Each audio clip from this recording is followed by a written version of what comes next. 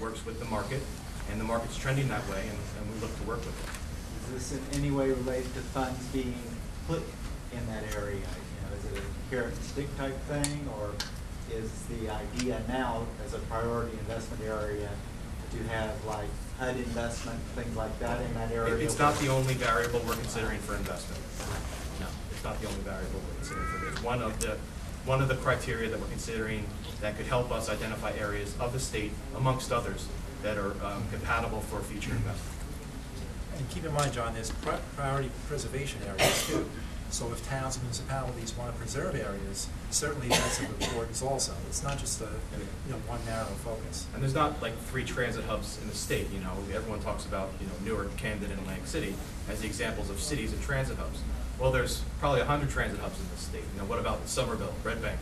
You know, my town, Bordentown City, that's got a light rail through it, which at my scale, a quarter-acre lot in my city is very comfortable for me.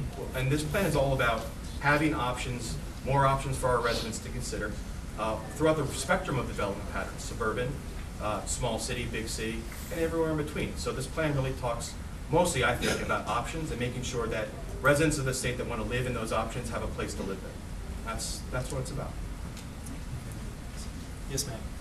Yes, in passing, I think you mentioned something about coming up with criteria for preservation as well as research. Can you hear me? Can't hear you. No. Speak up. I believe you mentioned that you plan to come up with criteria for preservation. Is that correct? We plan to come up with criteria for identifying areas of the state that are suitable for not just land preservation, like buying or preserving an easement, but also the investments we need to keep our parks safe and active, and also to steward the land that's been preserved already. And sometimes that means working with the private operators and the farmers to support their investments. They need to keep their farms viable. And when do you expect that you will have that? Yep, we have an advance notice of rules out. We're asking people to help us get it to a point. It's on the table on our website. It's called an advance notice of rules, which has basically a couple pages on how this criteria will work, and actually a one-page matrix about the areas of the state that we think are generally compatible with that designation. What we ask for is people to comment at this phase and then over the next 30 days or so. And then we then take it to the next step of the rule proposal, which has several months of democracy through the New Jersey Register process, and that has a life of its own, and that's what we think can replace the map. I've looked at that. It has about 2 lines that are extremely vague. When will you have more detail? For example, citing different kinds of water quality as a criteria for preservation of the area. Well, I think this is the way we're doing policy here. We expect folks to help us develop it. And please take us up on our offer to tell us where you think we're short. And either tonight or in writing, then we plan to take that information, put it together in a rule proposal that we feel is the best balance for meeting the policy objective that we have. And then you'll have an opportunity to comment on that rule proposal several times through the development of that rule. Yes, sir. I was born and raised in New Jersey and lived most of my life here, but I have lived in 3 other states. And one of the things I like about New Jersey is the home rule we have. People are closer to the decision than any other place I've lived.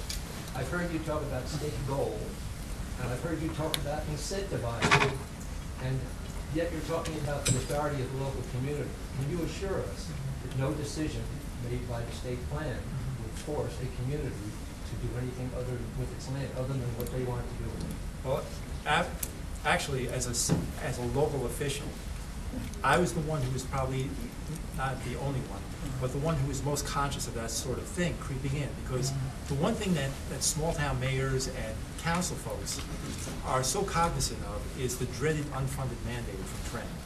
And we do not want that. We want to partner. We had stakeholder meetings where we met with local officials to see what they wanted from the state as far as planning and to see the direction of planning to go. And one of the things, we were sitting around the table, and there was a mayor from a town in Monmouth County that was a horse farm community. And she stood up, and she said, we are a horse farm community. We don't want sewers, we don't want centers, we don't want sidewalks. We want you guys to leave us alone, we'll make our own decisions. Right across the table, they're like, give it all to us. We want to develop, we want to build, build, build. So here you have two towns, 10 miles apart, with completely different development philosophies. That's beautiful. That's a thing of beauty. Now, the gal who wants the horse community to be preserved, we could partner up with her and preserve property and help them develop in the way they want, which is preservation, maybe expand the horse farm community. Now, the fellow who wants all of the development, you could certainly partner with them because that's the development destiny that those municipalities see for themselves. All decisions are going to be made at the local level. Local zoning, local planning will be preserved. You use the term incentivize, and that word bothers me. I'd like to know what incentivizing would be. The plan is completely voluntary and non-coercive. So But you use the term incentivize. What does that mean? Right, well, so let's say, for example, your town sees in its master plan that it wants to attract a type of business, right? And you have zoning from 1975 in place. Well, we know intuitively that that company may need to have modern zoning in place to meet the niche needs of that industry. Well, we could maybe help you amend your local zoning to get what you want and what we want, because we want to have job growth too.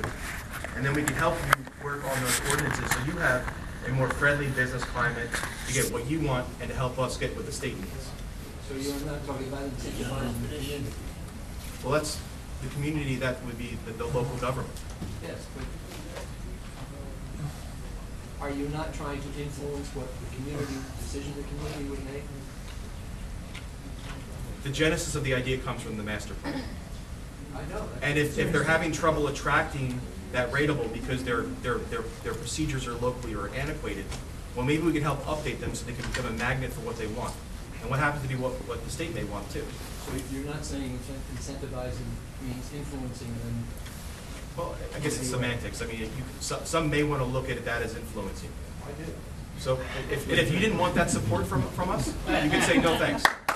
but as long as it's non-coercive, and that's what this is, not a mandate. This is simply an advisory document.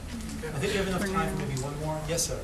Right there. Yeah, there's a section of the plan on page 31. Speak up. Yeah, if you.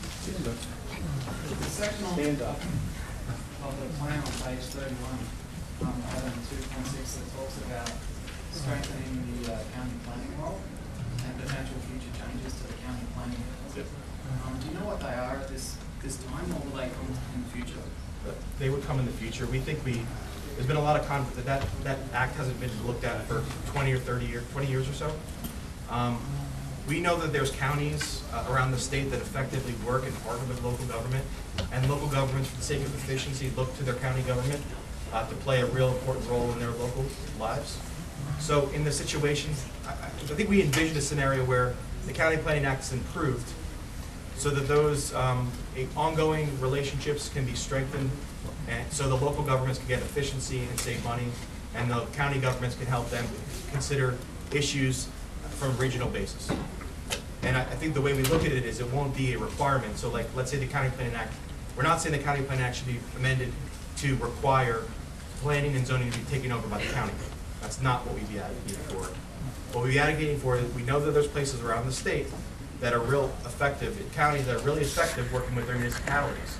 And through voluntary relations like that, we can strengthen those outcomes that they've gotten in places like Somerset and Burlington, and if I forget another county, excuse me, I'm sorry, but those are two of the well-known examples of places that, through their existing relationships, they've been able to get a lot done. Okay, so we're a little bit past 7. We want to take a break. Just one more quick question. Quick. Quick. We have 3 in a row. I Shelley, know, come I on. know, sorry. But a lot of people have asked for further clarification on what you mean by certain terms, and also at every meeting that I've been to, everyone's asked for definitions, a glossary, something like that, a meaning. So for everything that people have, I mean, we've recorded everything. If you need anything of record, just let us know. But You recorded it? oh, believe it or not, yeah, it's all caught. Would you specifically write in the plan, it's not coercive, it's not meant to be an unfunded mandate, and it is not meant to infringe on home rule. These are extremely important points that aren't made clear in the plan the way it's currently phrased. And these would are all you good put in points, there you the know. definition of sustainable that you mentioned today? That's copied and pasted from the plan. What I read verbatim from my presentation. is copied and pasted. But all that stuff about non-coerciveness is in there. Ma'am, you've logged all those complaints We've and logged criticisms. them. Shelley, they're good points, and we definitely, we'll take them into account. Let's take a quick 5-minute break, everybody stretch, because we're going to be here for about 3 hours. With questions, then we can start. Thank you.